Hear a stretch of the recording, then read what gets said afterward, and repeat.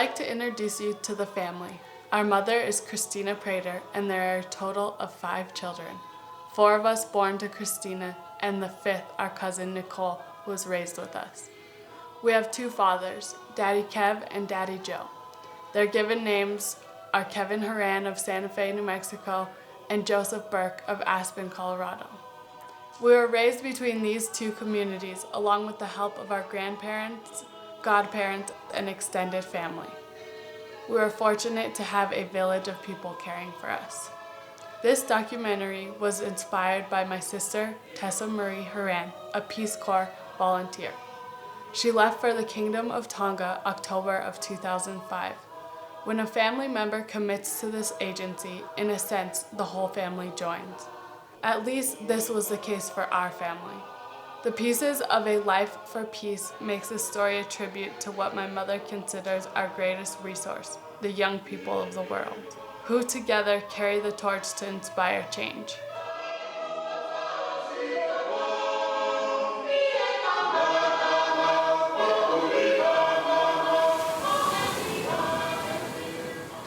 I'm going to read Tessa's aspiration statement for Peace Corps.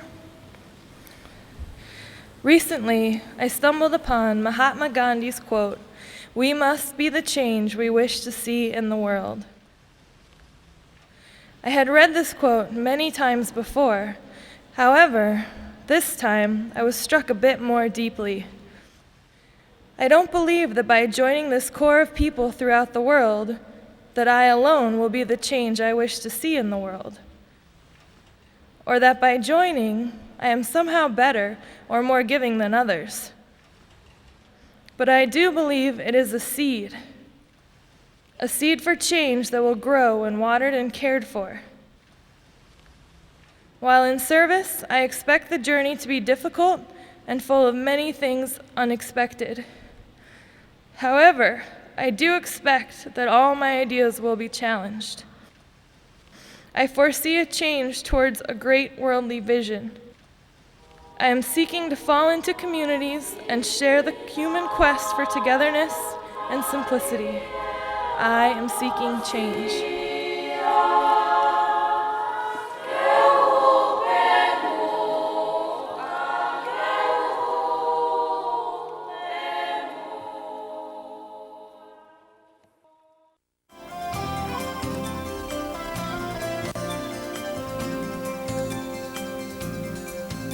A new batch of Peace Corps volunteers from the United States are in the Kingdom and were sworn in last evening at the Tonga National Centre, the FOA. They are the 70th group to Tonga. The 14 volunteers were then sworn in. After their pledges, they were then presented with certificates. The volunteers are divided to work in various schools and organisations in Tonga, including Ha'apai, Vava'u and Eua. Emma Vea for Television Tonga News. Hey, hello. These are all my buddies. Hello. Hi.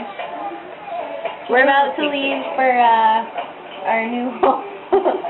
Our new home. This is us chilling out, trying to take pictures on a CD for you. I love you guys. See you soon. Well, maybe not, but I love you.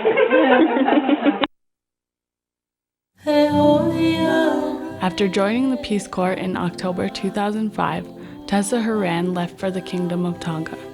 Following her months of training, she was assigned to the village of Tuanuku on the island of Vava'u, where she was to live for the next 2 years of her Peace Corps commitment.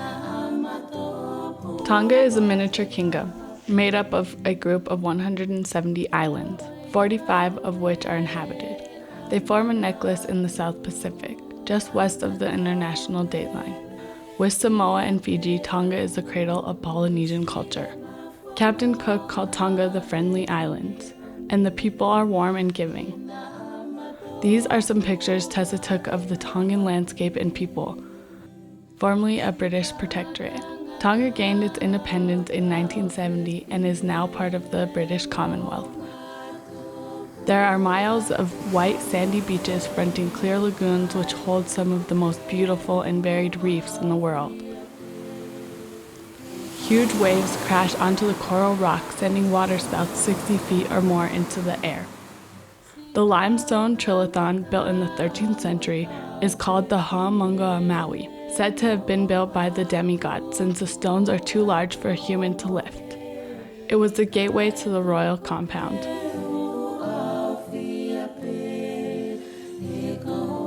No one starves in Tonga.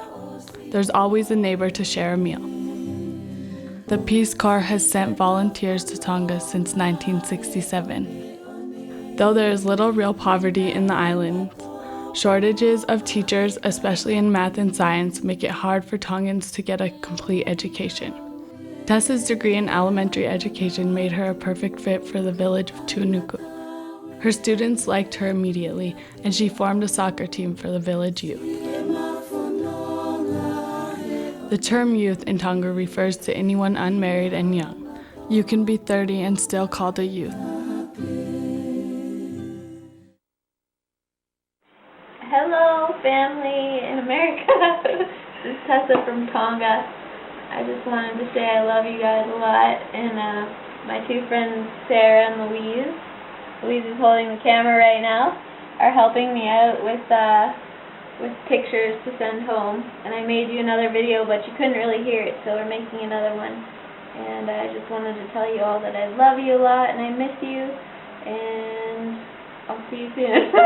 No, I said that on the last one too. I love you. Bye.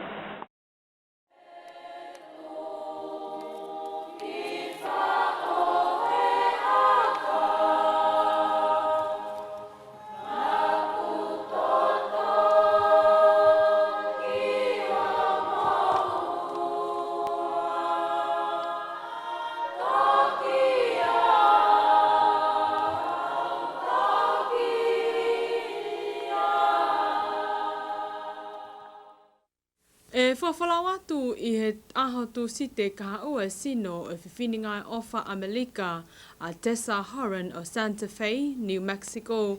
Aia nā ne Amerika mālolo ko Tessa Horan I he ngahi wiki si ko hinga tu. Na e hoko Na dota mai ai kinu kwa lofani ane fiafi a sino e pekia me ngau e folawatu a taha me ofisi ngau e ofa Amerika inu kwa lofani a fafi ao a sino e pekia kena family I wikaha o.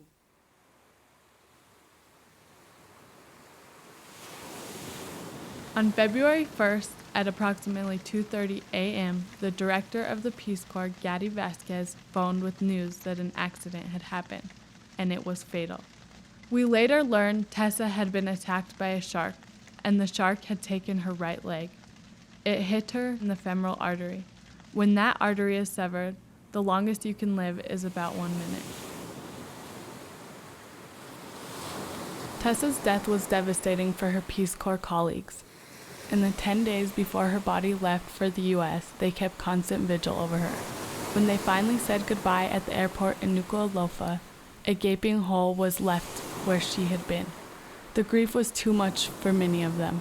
Over the next year, their group would shrink from 14 to only 6.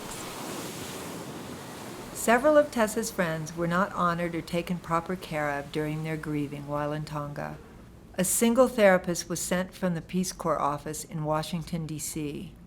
The consequence of such callous disregard for their well-being instigated the resignation or a departure of over half of Group 70 from the Kingdom of Tonga.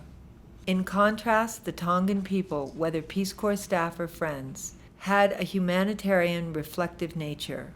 I am constantly reminded of their loveliness and devotion of appreciation for my child while she was alive and in her death. While her body remained in Tonga for far too many days, they never left her alone and celebrated daily until her body left their country to be flown home to the United States. We will continue to do supportive things for this country and the village where Tessa left her imprint.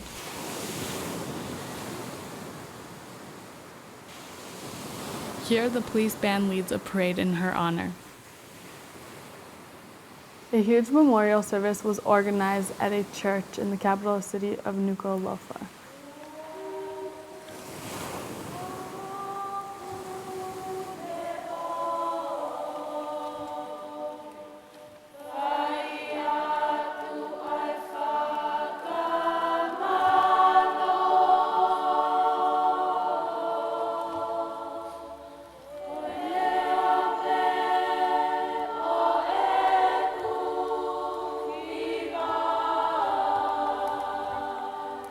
Her casket was decorated in traditional Tongan style, with woven straw mats covering it and heaps of brightly colored flowers.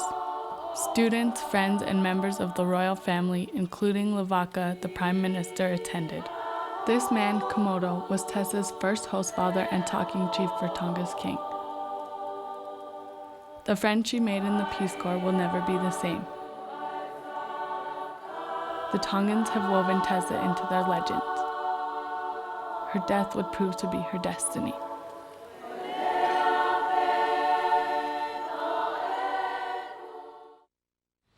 The song, I Know a Place, was written by Tessa Horan. The song was performed by her friends from Group 70. Sunshine, shadows, raining, wind blows. I can show you which way to go. Winter, snowing, sunset, glowing, longing for that place we call home. I know,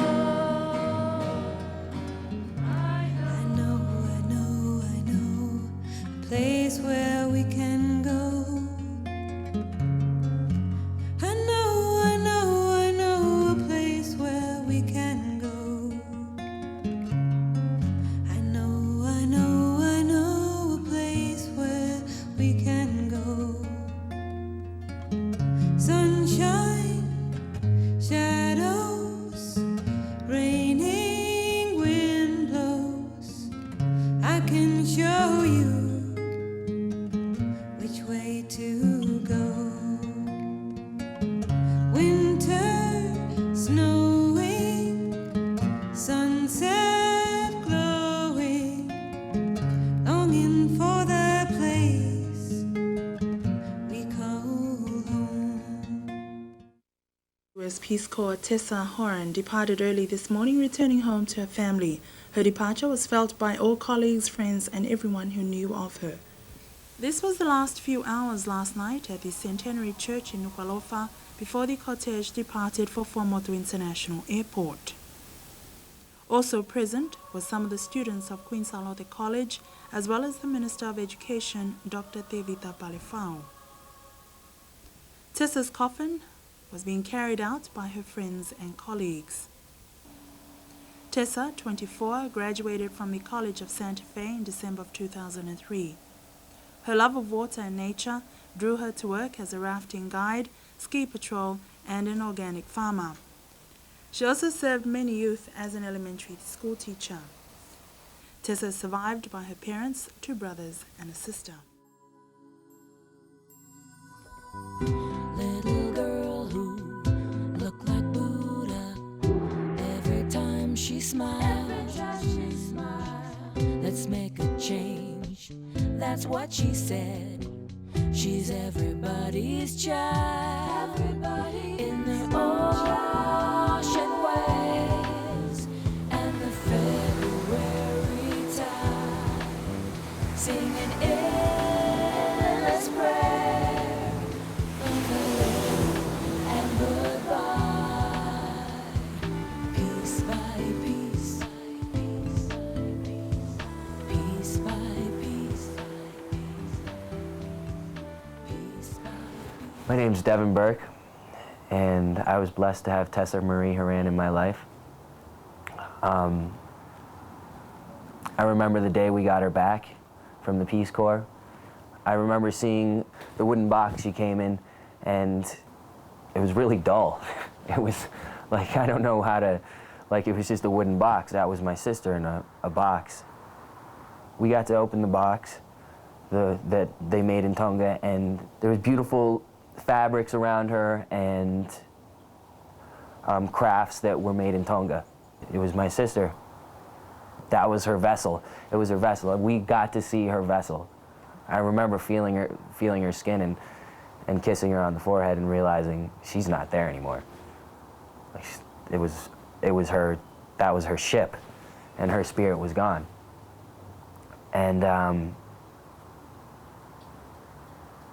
I have her around my neck right now.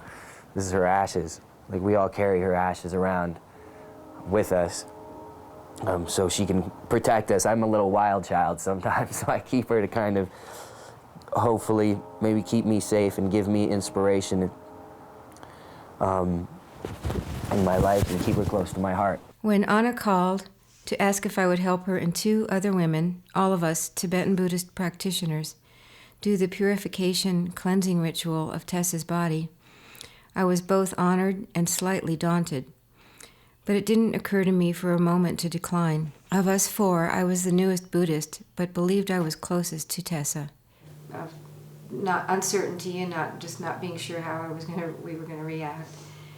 And it was just fine. The minute I saw the top of Tessa's hair, which was 2 braids, and the way that she often fixed it, it was just beautiful. There was something about her braided hair that was so Tessa, and it was just very organized and calming in some way.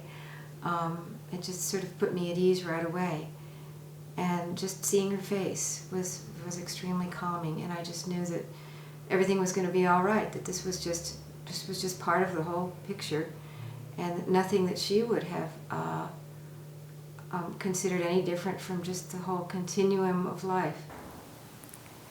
During the ceremony, during Tessa's cremation ceremony, one of the things that was really beautiful was that we were all able to offer things to Tessa to be cremated with her. It was really a beautiful moment where people could walk up and hold her or put roses, flowers, gifts of any kind with her to be cremated. And it was such a beautiful celebration of her life.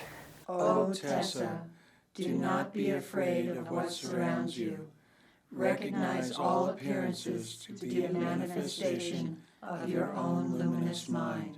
She was a Buddhist, and Powa in the Buddhist tradition is when you die, and then comes the bardo, which is 49 days from when you die until you totally leave physical form. And you pray every day. You do a prayer, which is called the bardo prayer. And we did this to make it easier for her transition with her death. We continued this bardo prayer for those 49 days. And isn't it interesting that she died on February 1st and her bardo ended on her birthday, the vernal equinox, the first day of spring. After she passed away, the Brodskys, Bob Brodsky and his sons, we went to glass blow the urns for her.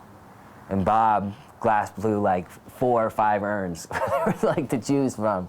And they were all amazing and beautiful. She was going to go with us on the Grand Canyon, but unfortunately she passed before. So Christina gave us some of her ashes to take out there. So she was with us, which was really nice. We had a great ceremony. All of us got together. It was very spiritual, and it was awesome.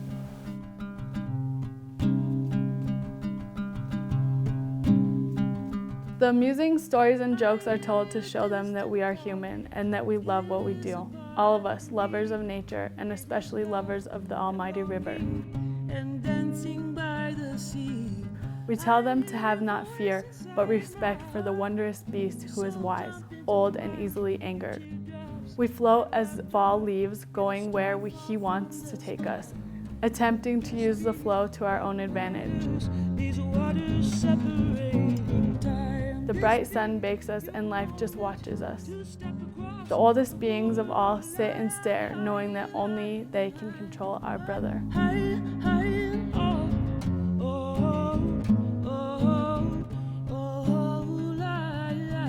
Splashes of laughter dazzle in the sunlight all of the time, letting go. Finally, intensity kicks in and everyone is paying attention. The splashes begin to become darker and respect or fear consumes us all. The only thing we're left with is to guide the boat in its path until the experience subsides and laughter turns into yawns and sighs of relief. Every once in a while, gratitude arrives for showing them who we are and why we do this. Then we all share a common respect for our brother, the river.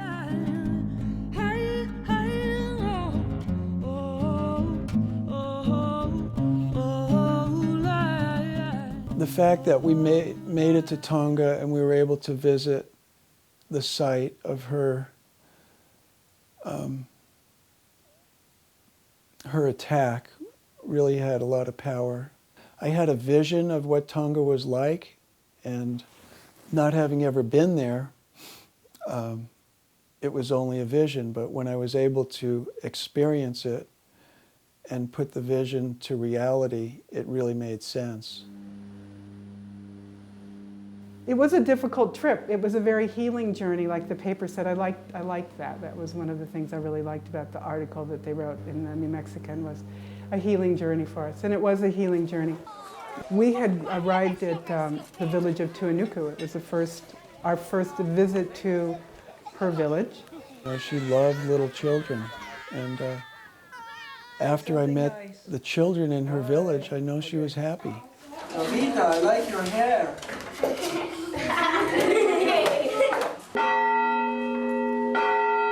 At one time in particular, we had gone to church in the village of Tewa, and it was the first time we'd attended church in Tonga, and we walked in and they were singing, and the Tongans can sing like I've never heard anybody sing before in my life.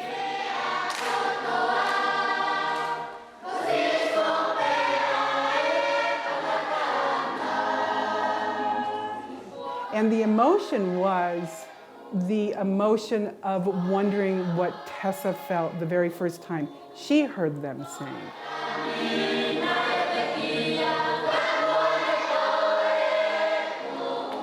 It just goes straight into your blood.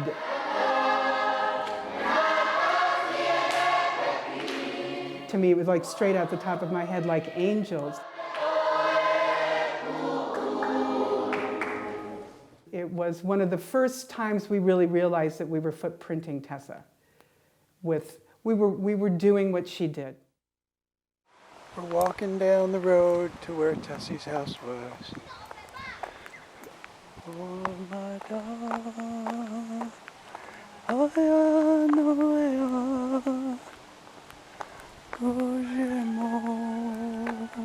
yeah,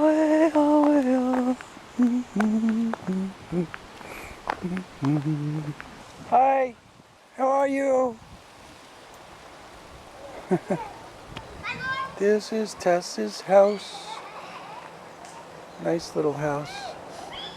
Thank you.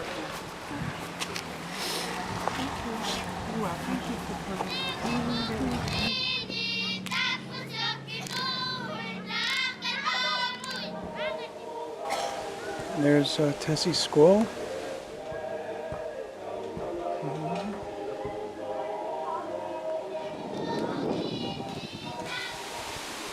This is the bay where the accident happened. I think she was probably pretty happy here. She wanted to be physically fit. It was a very important part of who she was. Hence, I think that's why I know that's why she was out swimming. She wanted to do that. I was meant to glide. I was born to ride the white wave.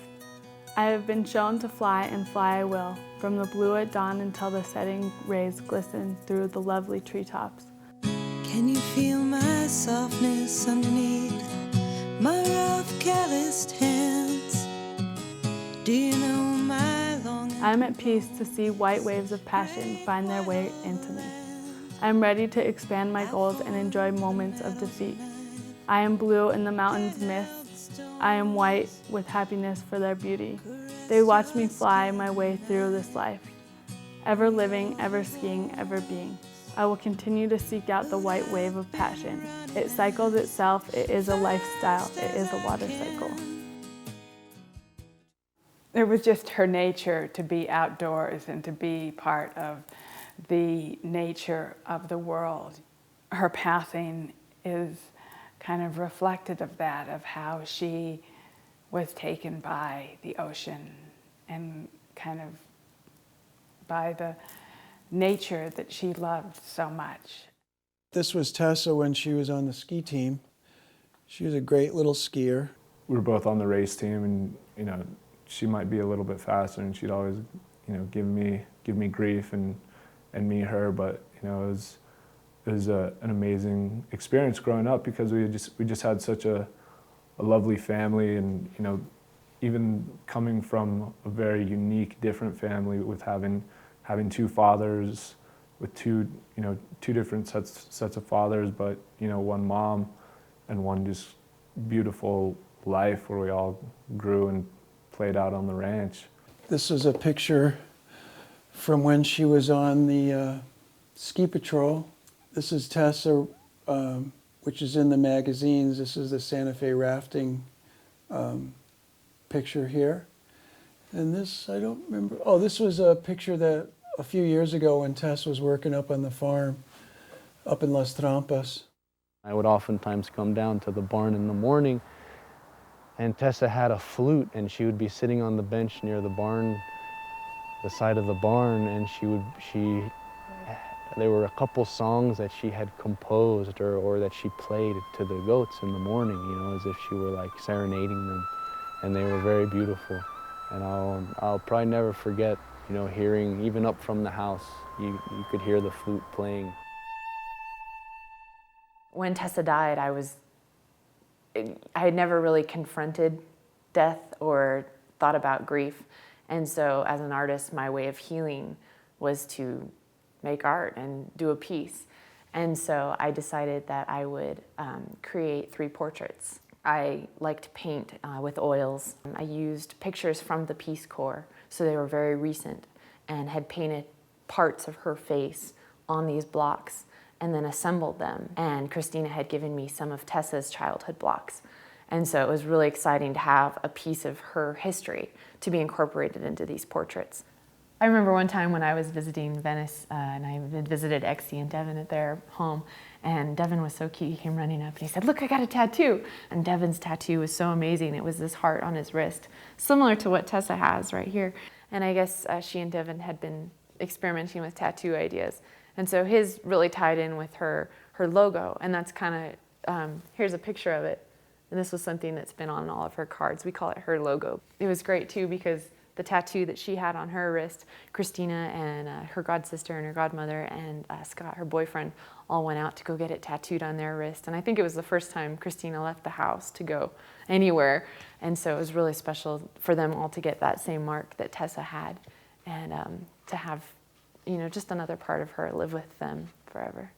There's just so many amazing, unique aspects about her that I didn't really understand for myself, just because that wasn't the way that I was really into living my life. I had respect for her doing her thing, but as far as me being in a wheelchair, needing to be in a very, kind of adaptive and place where I felt comfortable in my wheelchair, and being out on a ranch or being picking turnips wasn't really my idea of a good time until her death. And being 24 just before she turned 25, like the amazing things that she did in that short amount of time being here was really spectacular. I don't think she died young. Maybe like if you think age-wise, yes, but if you think of like going out and doing things young, like some people don't do much in their lives, and they still live for years. She could have been, like 90 for the things she did, if you wanted to think of all the events she went through. She did so much in her life. She was so involved in ski patrol and traveling with her friends to Mexico on the boat, and to Central America, to India after high school. So I was very relieved when I heard she was going to go to Tonga. Never would I thought in my wildest dreams the events that unfolded for her would have happened. My stepdad, Joseph, who said, who was given the impossible task of telling his sons that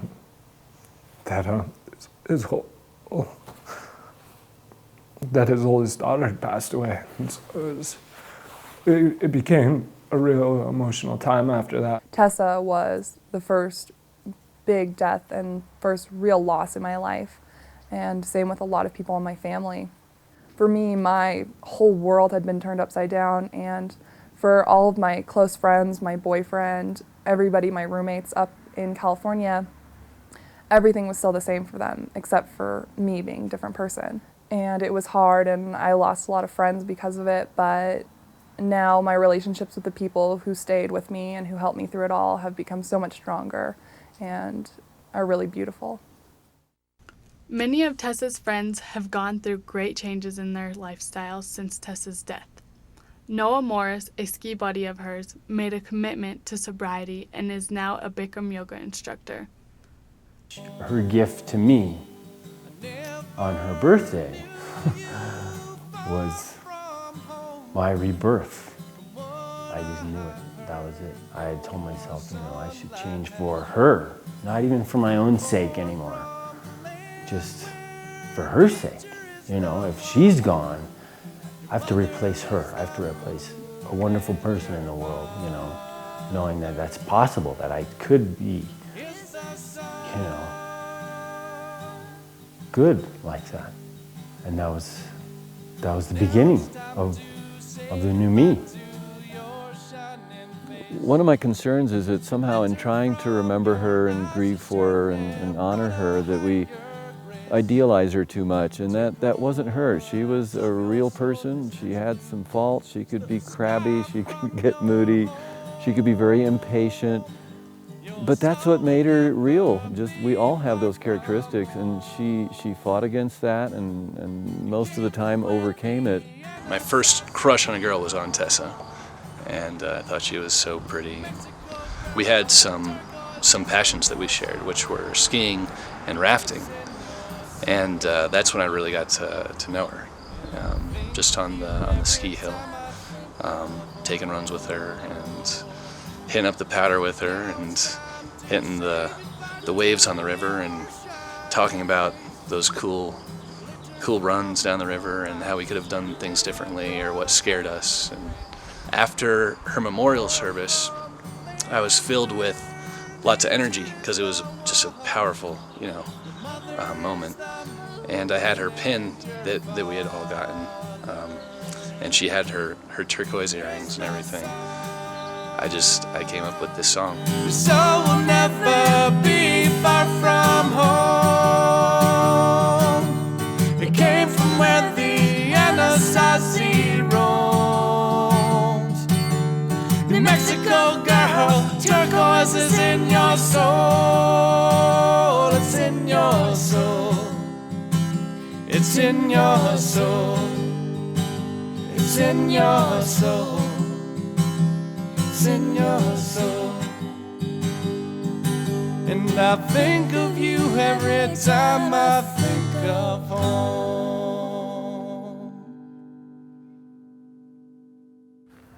This old tree has a lot of nice memories for us. I think I planted it pretty close to right after she was born. The tree is a symbol. It'll be here as long as I'm here, for sure, on the planet. It's alive and living, and, Tessa's life is alive and living in my heart, and it's been quite a gift to have raised that little girl. She is an amazing child.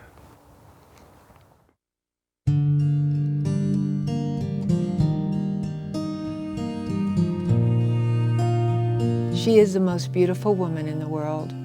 Born of her, I am lucky. She tells me I am special and beautiful. She gave birth to me in the stillness of echoes, through love. I remember before Tess was born, I would I would look at Christina and I'd touch her belly and everything, and I'd go, I don't know if there's really something in there. She made me kiss the water's edge and bask in the lightness of her eyes. Some of my first thoughts about Tessa were that it was magic, and I considered her a magical child because she changed our lives so quickly. She is ancient, she is giving. She gives forth bountiful fruits so I can consume. She has made me who I am, and I am good. If I called Tessa princess, she didn't want any part of that. She said, Dad, I don't like that nickname. I didn't know what it brought up for her, but I said, well, what would you like to be called? And she thought about it, and she said, I like Lucky Bug. And she was a lucky little bug. She loves unconditionally and spreads warmth into all bodies who come across her. She is my mother, born of water, as am I. Is there anybody who's not afraid to die?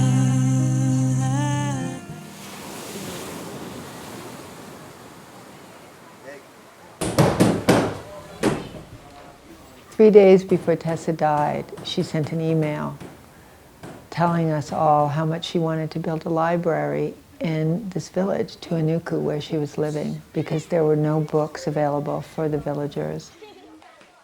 And there was this abandoned building that was in very, very dilapidated shape, and that's where Tessa had eyes to have the library.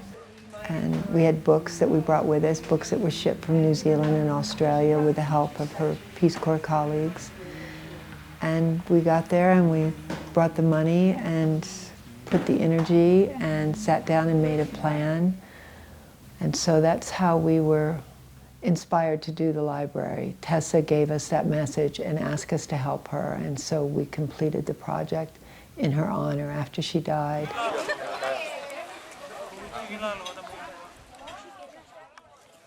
Well, going to Tonga was a really healing experience. We got to see the village where she lived and the people that, mainly the boy, Tatafu, who tried to save her life. Well, when we arrived at the village, Tatafu was painting the side of the library. He was a volunteer working on the construction of the library. Tatafu was the boy that swam with Tessa the day she was attacked, and he was the person that brought her body back into shore.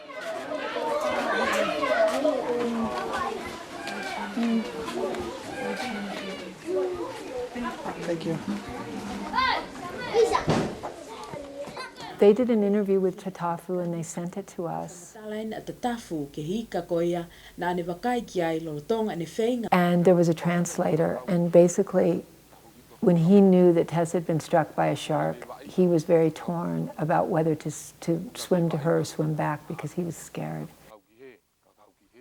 And the reason he swam to her is because she screamed out his name. And he couldn't leave her there alone, and he saw the blood, and when he got her, she put her arms around his neck and she told him that she was dying. And what an incredibly intimate connection to have with someone. And the fact that he put his fear aside to take care of her and not let her die alone was an incredible act of courage. And I felt like I owed him a great debt. Tatafu was like a living descanso. That's where Tessa was when she passed on, and the last person she held on to, or the last thing she touched, was Tatafu. And here in New Mexico, and in Mexico, where people sometimes are killed on the highway, and the last place they are, they put a cross there and they refer to them as descansos. And that's where people go to really feel where a person left, where their last place was on earth. And in a sense, very seldom is it something that walks and talks. And he was the last living thing she held on to as she passed on. And it's as though Tatafu is a living descanso for the family. He's our link to her death and her passing and the reality of it. There's not words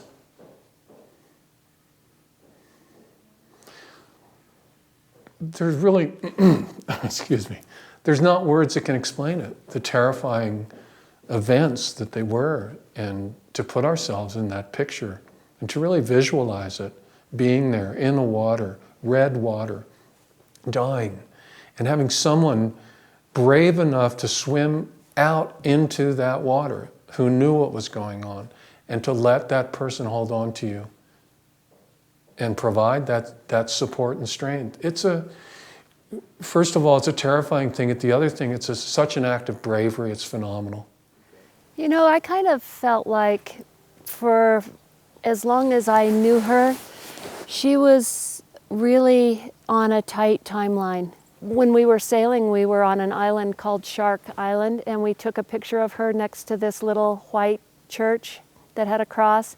And she sent a postcard to her mom with a very similar looking cross right before she passed. I thought that was pretty interesting. Hi, Mama. Just got your letter, and it made my heart soar. I love seeing your unique handwriting and imagining your hand creating the letters. I miss you a ton. I am getting more and more excited to be on my own. I won't have refrigeration, only a small stove, but it will be awesome. Love you, Mom. Look forward to hearing from you. Love, Tess. And there were a lot of different things that happened, like the picture of her right before she died reading to her school kids about sharks, and they all had the little shark masks that she had them make. And to me, I feel like, I'm going to miss her every day. Sorry. But I also feel like, what an honor, what an amazing way to go. And it's all kind of perfect, going back to nature and part of the food chain, and that's so Tessa. It would be so the way if you could pick it. It's tragic to lose her. We lost, our oldest sister and, one of our greatest joys and, a family member. But at the same time, she was out in, doing positive things, and she was taken by nature. And, what I kind of felt from the get-go is, almost a beautiful way to go, and almost a way where the king of the ocean, the shark. You don't actually visibly see the wharf from the library, but you see the bay. And the bay is where Tess was swimming when she was attacked. The wharf is a little bit below eye level from the library. We all went to the wharf. It was our first visual of where she actually had died. And we sat at the wharf, with maybe the thought of spreading some ashes there, but the reality of it was the wind was blowing right in our faces, which meant if we would have tried to spread ashes, the ashes would have come right back to the shore. This is the wharf and the beach where Tessie was.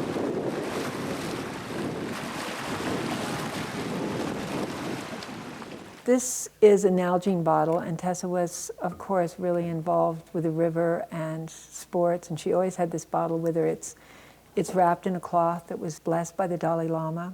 And so this bottle traveled to Tonga, and it had some of her ashes in it, and I just think it's the way she taped her handle on it, and one of her favorite colors, and I can't, leave it behind, so it's part of the altar.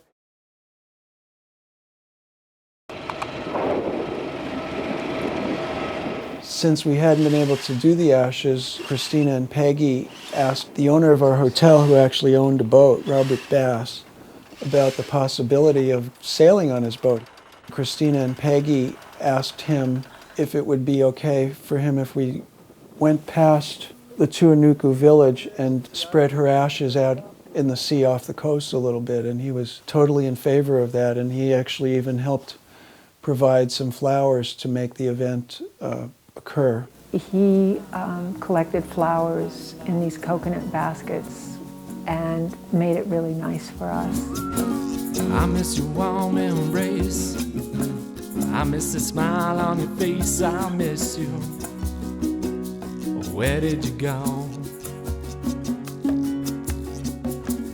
I miss the fun that we had, Even if happy or sad, I miss you.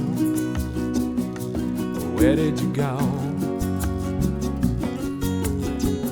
When I look at the heavens above, I can't forget your love telling me one day I could be great. Pushing me to be a man, one that I can't understand. Making that change in this old world. La la la la la la la. La la la la la la la. La la la la la la. La la la la la la la. La la la la la la la. La la la la la la. Someone somehow knew almost exactly where Tessa had been taken. So the captain and the first mate of the boat turned the boat around and brought in all the sails. And then we just appropriately just, kind of circled around the area where Tessa had been swimming in. We got fairly close to probably where she had been attacked. It was a nice sunny day, and we got there, and we went to a little spot, and we got to throw the ashes, and I don't know, it was really beautiful and nice, and the water was pretty calm. I don't know, it was a little windy at the time, and then it calmed down when we were throwing the ashes, and we threw flowers, and they made us beautiful flower baskets, and I don't know, it was just like, it was amazing. And the ashes just sparkled. They were like just glistening as if she was communicating with us, and the flowers stayed right on top of the beautiful glistening ashes. It was very compelling. It was an amazing, amazing experience, an amazing day. You don't get a script when you get, when you get that birth certificate, there's no script behind it what's going to happen to each kid. It's all different. I'm not alone in this.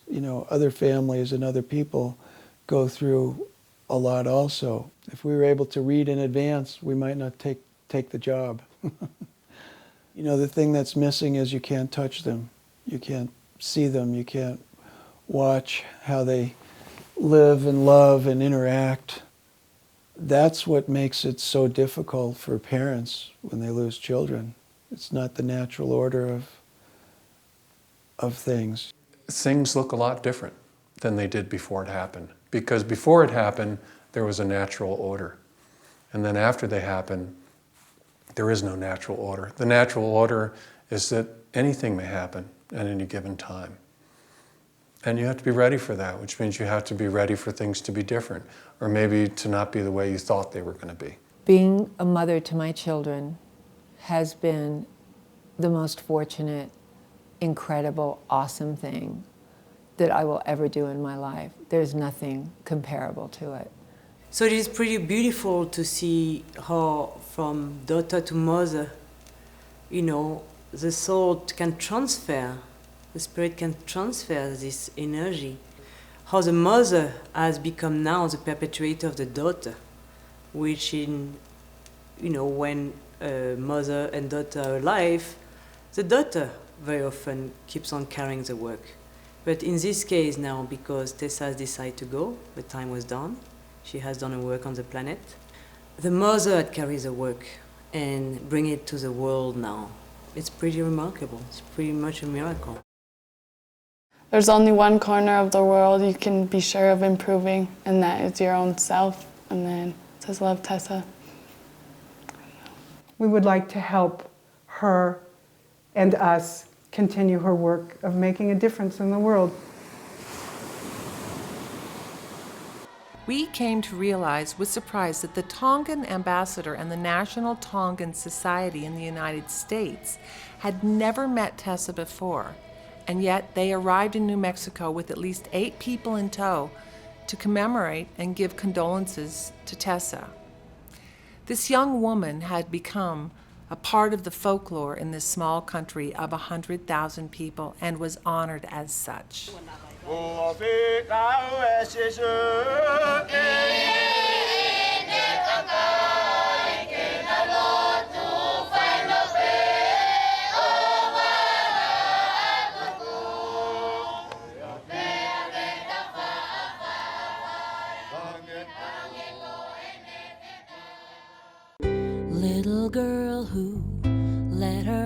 heartbeat find her way back home.